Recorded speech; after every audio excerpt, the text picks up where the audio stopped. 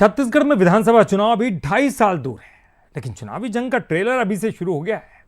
विधानसभा में अविश्वास प्रस्ताव पर बहस के दौरान मुख्यमंत्री विष्णुदेव साय ने बीजेपी के 70 पार का दावा किया, तो पूर्व मुख्यमंत्री भूपेश बघेल ने चुनाव की निष्पक्षता पर सवाल उठाते हुए तीखा पलटवार भी कर दिया।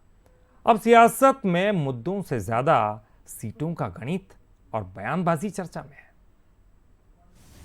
छत्तीसगढ़ में विधानसभा चुनाव अभी 2.5 साल दूर हैं, लेकिन जीत के दावे शुरू हो गए हैं।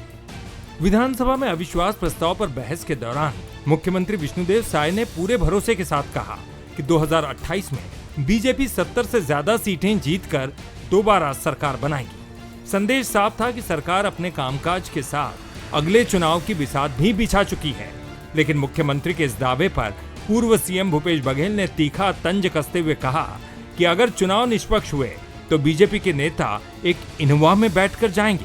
यानी बीजेपी के 70 पार के जवाब में कांग्रेस ने सत्ता परिवर्तन का दावा तो किया ही, साथ ही चुनावी प्रक्रिया पर भी सवाल खड़े कर दिए। स्थिति ये है, 70 सीट क्या, ये तो एक इनोवा में बैठ के जाएंगे फिर चुनाव हुए। स्थिति ये है, 70 सीट क्या, ये तो एक इनोवा में बैठ के जाएंगे फिर चुनाव हुए। कांग्रेस के इस हमले पर बीजेपी ने भी पलटवार में देर नहीं लगाई।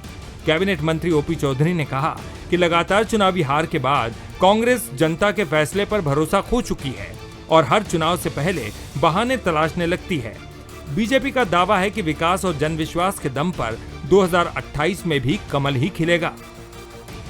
जहां इनकी जीत हो जाती है वहाँ ईवीएम अच्छा हो जाता है, जहाँ हार हो जाती है तो ईवीएम गलत हो जाता है। अगर कहीं जीत होती है तो चुनाव आयोग अच्छा हो जाता है, कहीं हार होती है तो चुनाव आयोग दोषीदार हो जाता है।